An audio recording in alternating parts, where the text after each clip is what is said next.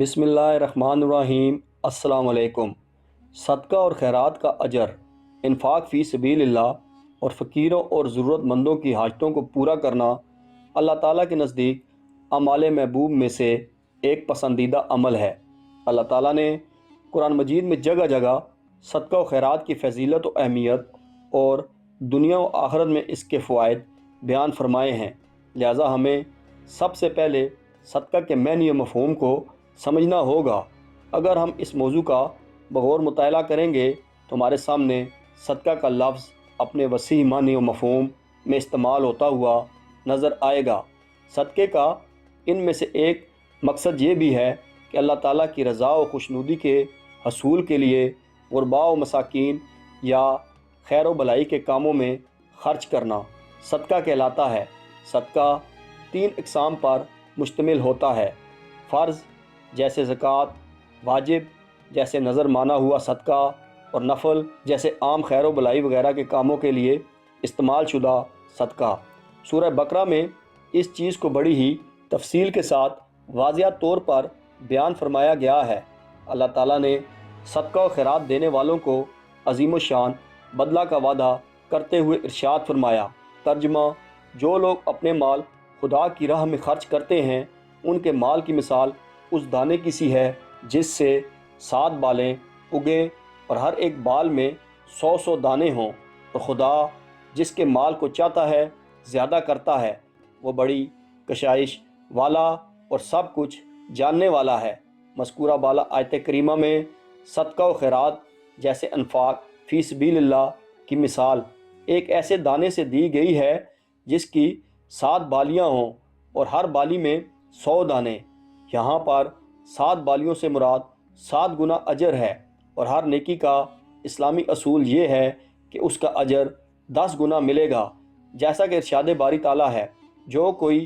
ایک نیکی کرے گا اس کو 10 گنا اجر ملے گا۔ لہٰذا جو کوئی اللہ تعالیٰ کی رضامندی کے لیے اپنا مال خرچ کرے گا تو اس کو کم از کم 700 گنا اجر ملے گا، اور اللہ جس کو چاہے گا بے شمار اجر سے نوازے گا۔ اسی طرح جو لوگ اللہ کی راہ میں خرچ کرتے ہیں اور انفاق فی سبیل اللہ کے ذریعے اپنی آخرت کی کھیتی ہوتے ہیں تو ان کی کھیتی اللہ کے پاس کئی گنا بڑھ جاتی ہے، جیسا کہ دانہ کی مثال کے بیان کرنے کے بعد اللہ کا ارشاد ہے، اللہ جس کے مال کو چاہتا ہے زیادہ کرتا ہے، وہ بڑی کشائش والا اور سب کچھ جاننے والا ہے۔ مسند احمد کی روایت میں ہے کہ رسول اللہ صلی اللہ علیہ وآلہ وسلم نے فرمایا، جو شخص اپنی بچی ہوئی چیز فی سبیل اللہ دیتا ہے اسے 700 گنا کا ثواب ملتا ہے، اور جو شخص اپنی جان اور اپنے اہل و عیال پر خرچ کرتا ہے اسے 10 گنا اجر ملتا ہے،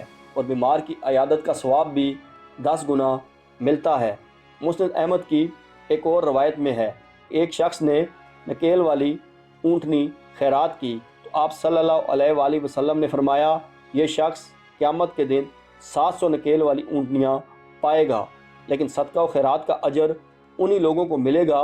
جو سچے دل اور نیک نیتی سے صرف اللہ کی رضا و خوشنودی کے لیے صدقہ کرتے ہوں گے، نہ کہ ریاکاری کے لیے۔ لہٰذا اللہ تعالیٰ نے ان کی مثال ایک ایسے صاف ستھرے اور چکنے پتھر سے دی ہے جس پر مٹی کا دھول جمع ہوا ہو، پھر اس پر زوردار بارش برسی ہو تو جو بھی مٹی پتھر پر تھی سب بہہ گئی۔ اسی طرح ریاکاروں دکھاوے کے انفاق کا حال بھی ہوگا کہ بظاہر انفاق تو نظر آئے گا لیکن وہ ثواب سے عاری ہوگا، یعنی بظاہر تو پتھر پر مٹی نظر آئے گی لیکن جیسے ہی بارش ہوگی تو وہ مٹی بھی جاتی رہے گی۔ اسی طرح اس کے احسان جتانے یا ریاکاری دکھاوے کرنے سے اس کے صدقہ کا ثواب جاتا رہے گا، اور جب وہ اللہ تعالیٰ کے پاس پہنچے گا تو اس کا کوئی اجر نہیں پائے گا۔ یہی وجہ ہے کہ اللہ کی راہ میں دکھاوے کے لیے خرچ کرنا کوئی حیثیت ہی نہیں رکھتا، اور نہ ہی وہ لوگ اللہ کے ہاں کسی اجر و ثواب کے مستحق ہوتے ہیں۔ اللہ تعالیٰ نے جسے مال سے نوازا ہے اسے اپنی راہ میں خرچ کرنے کا بھی حکم دیا ہے، لہٰذا ہمیں انفاق فی سبیل اللہ کی بہترین مثالیں نبی کریم صلی اللہ علیہ وآلہ وسلم اور خلفائے راشدین کے دور میں ملتی ہیں۔ یاد کیجئے وہ وقت جب نبی کریم صلی اللہ علیہ وسلم اور صحابہ کرام نے مکہ سے مدینہ کی طرف ہجرت فرمائی تو ان کے پاس ایمان کی عظیم دولت کے علاوہ اور کچھ نہ تھا۔ مال و دولت کے اعتبار سے وہ بالکل غریب تھے، پھر بھی انہوں نے آگے بڑھ کر جس طرح صدقہ اور خیرات کیا وہ خود اپنی مثال آپ ہیں۔ اب سوال یہ پیدا ہوتا ہے کہ کیا صدقہ کرنے کے لیے مال ہی کا ہونا ضروری ہے یا بغیر مال کے بھی صدقہ کیا جا سکتا ہے؟ اسی طرح کیا وہ لوگ صدقہ کے ثواب سے محروم ہو جائیں جن کے پاس کوئی مال و دولت نہ ہو؟ یہ وہی سوال ہے جو صحابہ کرام رضوان اللہ علیہم اجمعین کے ذہن میں بھی پیدا ہوا تھا، اور وہ اس کو لے کر نبی کریم صلی اللہ علیہ وآلہ وسلم سے شکایت کرتے ہوئے کہہ رہے تھے کہ مال والے ہم سے ثواب میں آگے بڑھ جائیں گے، کیونکہ وہ بھی نماز پڑھتے ہیں جیسا کہ ہم پڑھتے ہیں، وہ بھی روزہ رکھتے ہیں جیسا کہ ہم رکھتے ہیں، لیکن وہ مال کے ذریعے صدقہ و خیرات میں ہم پر فضیلت لے جاتے ہیں۔ تب آپ صلی اللہ علیہ وآلہ وسلم انہیں تسلی دیتے ہوئے ارشاد فرمایا کہ ہر سبحان اللہ کہنا صدقہ ہے، بھلائی کا حکم دینا اور برائی سے روکنا صدقہ ہے، اور کسی کو سواری پر سامان اٹھا کر دینا بھی صدقہ ہے۔ غرض ہر بھلائی صدقہ ہے، جیسا کہ حضرت جابر رضی اللہ تعالیٰ عنہ کی روایت سے واضح ہوتا ہے کہ رسول اللہ صلی اللہ علیہ وآلہ وسلم نے فرمایا کل معروف صدقہ، یعنی ہر بھلائی صدقہ ہے۔ اس حدیث سے معلوم ہوا کہ آدمی صرف مال خرچ کرنے سے ہی نہیں بلکہ دوسری اللہ کی دی ہوئی صلاحیتوں کو خرچ کرنے سے بھی صدقہ کا اجر و ثواب حاصل کر سکتا ہے، جیسا کہ ابو موسیٰ اشعری رضی اللہ تعالیٰ عنہ روایت کرتے ہیں کہ رسول اللہ صلی اللہ علیہ وآلہ وسلم نے ارشاد فرمایا ہر مسلمان کے ذمہ صدقہ ہے۔ لوگوں نے کہا اگر اس کے پاس کچھ نہ ہو تو آپ صلی اللہ علیہ وآلہ وسلم نے فرمایا اپنے ہاتھوں سے کام کرے اور اپنے آپ کو فائدہ پہنچا کر صدقہ کرے۔ لوگوں نے پوچھا